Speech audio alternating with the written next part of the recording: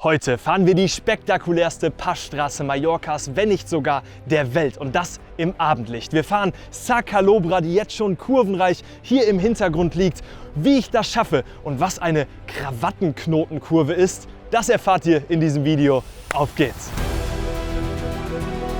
Ist das Mallorca?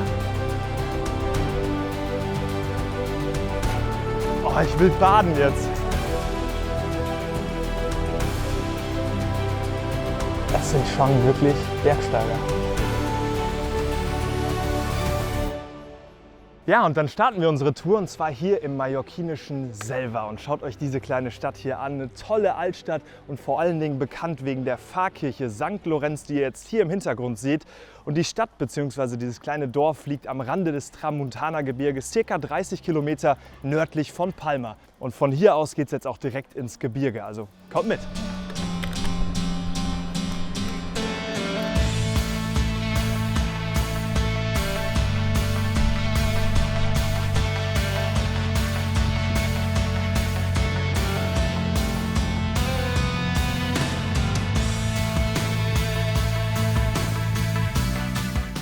Jetzt rollen wir in den Ort Camari ein und hier sind wir gleich schon mittendrin im Tramuntana-Gebirge. Das ist eben ein langes, großes Gebirge, was sich über die Insel Mallorca im Nordwesten zieht und gewaltig ist. Wir sind schon eine andere Tour hier durch das Gebirge gefahren. Ein paar Bilder davon, die blende ich euch ein. 40 Grad Celsius, no way. Das ist auch wirklich nur hier drin, hier steht die Hitze. Ich hoffe, dass es im Wald gleich ein bisschen angenehmer wird.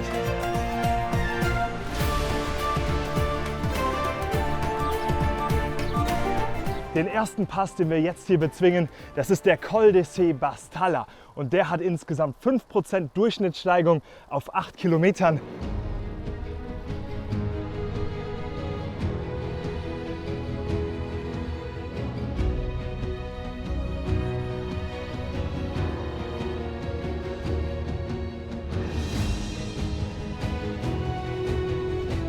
Vielleicht hört ihr sie leicht, die Vögel, die hier zwitschern. Wir fahren durch eine unglaubliche Kulisse.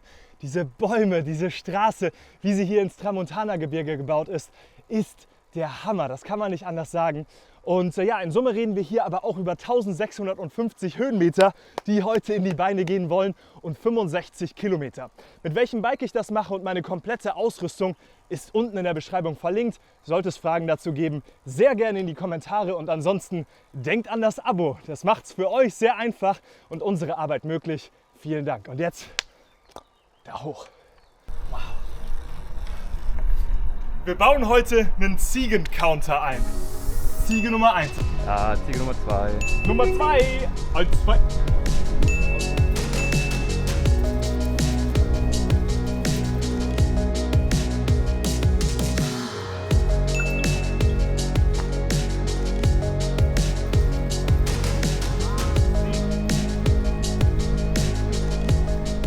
Ziegen-Counter heute, Vorhersage vielleicht so 20, 25. Hier ist auf jeden Fall Nummer 6.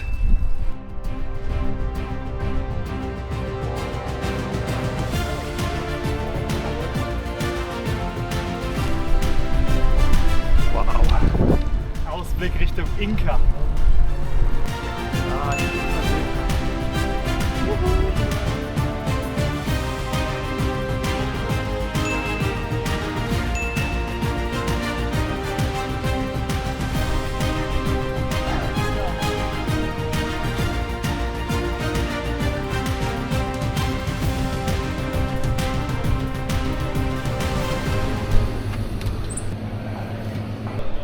Hola.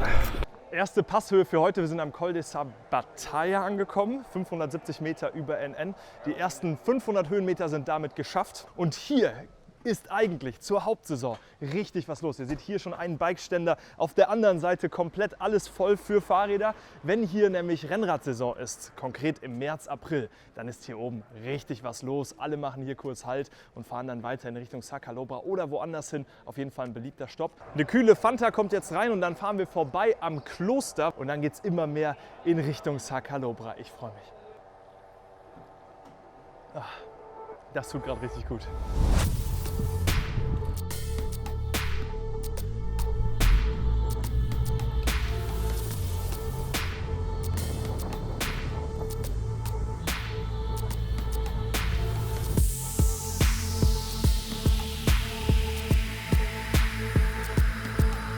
Oh, 1, 2, 3, 4. Okay, das heißt, wir sind bei 13? Ich glaube.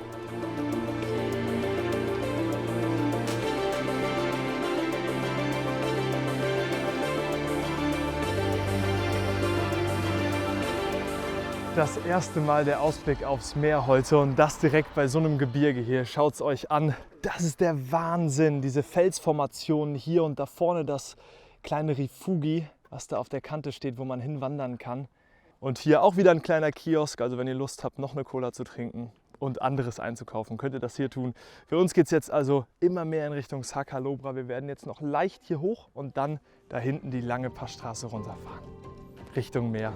Traumhaft.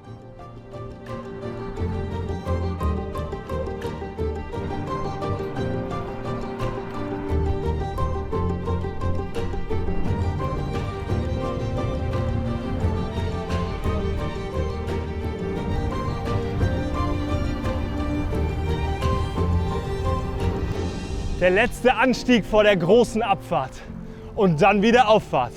Sakalobra ist nämlich eine Sackgasse und da fahren wir jetzt erstmal rein und dann später geht es über diese sagenumwobene Straße wieder berghoch. Wow, ha, krass, das ist mal was. Das war jetzt noch mal ein kleiner Anstieg hier zum Aquädukt, wo früher das Wasser des Gorg Blau hergeflossen ist, der Stausee, an dem sind wir vorgestern entlang gefahren.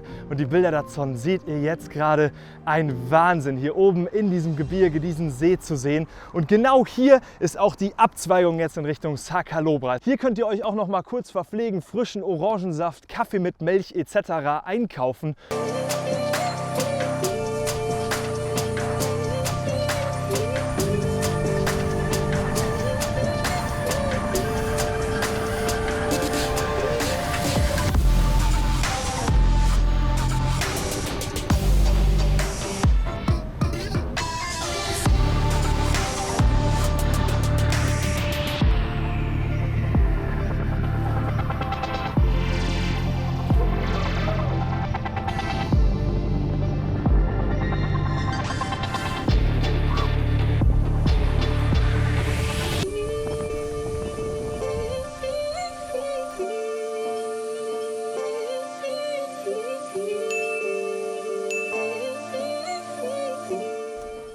Keine Worte dafür. Das war mit großem Abstand die spektakulärste Abfahrt, die ich je in meinem Leben gefahren bin. Und ich glaube, das geht dem Linus hinter der Kamera auch so. Ja. Der Wahnsinn. Also wirklich hammerhart. Und jetzt hier in dieser Bucht angekommen, Sakalobra. Und wir haben großes Glück. Es ist wirklich wenig los. Das habt ihr auch vielleicht schon auf den paar Aufnahmen gerade bergunter gesehen. Kaum Busse, kaum Autos. Toller Sonnenuntergang.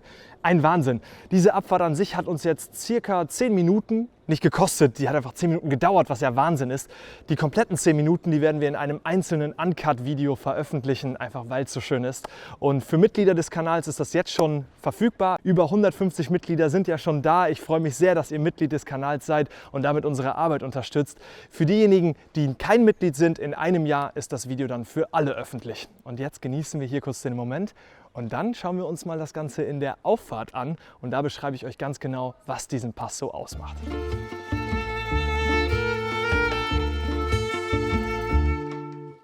Sakalobra ist eigentlich voll mit Touristen, aber heute Wahnsinn, dass die einfach so hier rumlaufen. Ne? Das sind schon wirklich Bergsteiger. Unglaublicher Ort.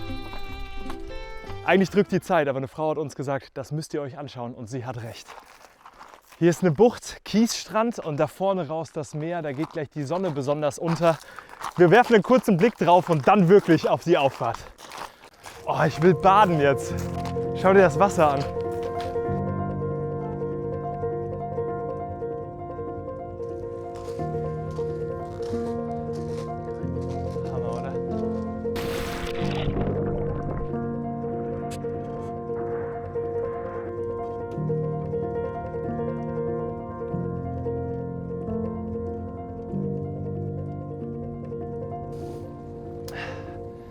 Ein Paradies hier, man kann es nicht anders sagen. Aber jetzt geht es wieder auf die Höhenmeter. Anstieg und zwar zum Col de Rei, knapp 700 Höhenmeter und dabei fahrt ihr auf 10 Kilometern durch diese 26 Haarnadelkurven hinauf und es kommt eben auch die Krawattenknotenkurve. Was das genau ist, das beschreiben wir euch jetzt gleich alles. Ich würde sagen, Beine aktivieren und rein ins Abenteuer.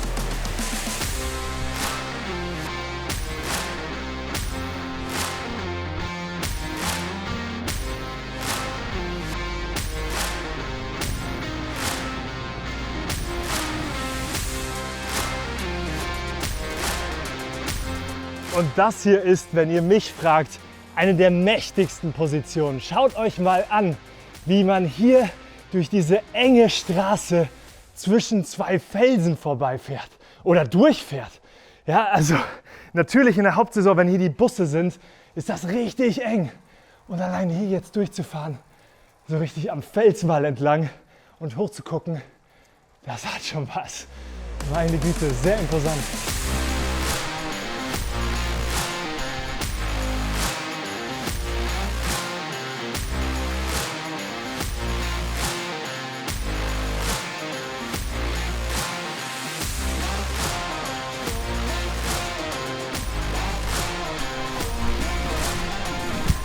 Das ist übrigens der höchste Berg Mallorcas, der Puig Mayor, mit 1400 und ein paar gequetschten Höhenmetern. Sehr gut zu erkennen mit der Militärstation oben drauf.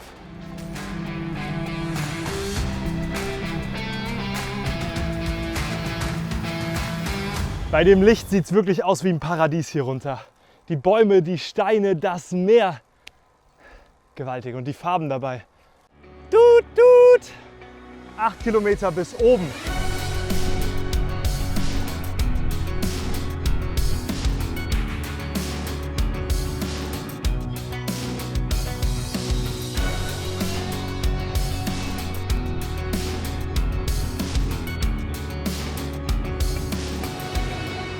Hier seht ihr noch mal richtig, wie die Straße daher fließt. Die Sonne geht langsam unter. Genau in 45 Minuten soll sie dann am Horizont verschwinden. Es sieht gewaltig aus und schaut mal das Meer da drüben, wie jetzt die Sonne da drauf rauskommt.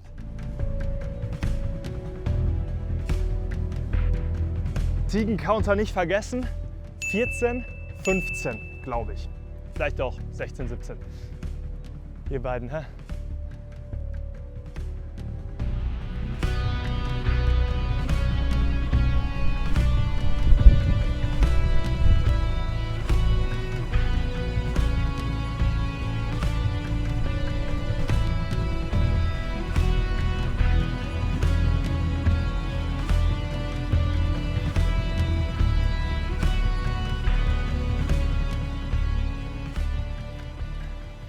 Ja, und das hier ist sie eben, die berühmt-berüchtigte Krawattenknotenkurve. 270 Grad spannt sich diese Kurve hier herum. Man kommt hier reingefahren, unten geht es dann durch einen Tunnel und so ergibt sich eben dieser Knoten. Sehr, sehr besonders und fast schon einzigartig, habe ich zumindest so noch nicht gesehen. Was ihr auch seht, viele versammeln sich jetzt hier, um den Sonnenuntergang zu schauen. Und den sehen wir jetzt gleich auch da oben am Col de Rei. Nicht mehr weit, bis wir oben an der Passhöhe angekommen sind. Komm mit.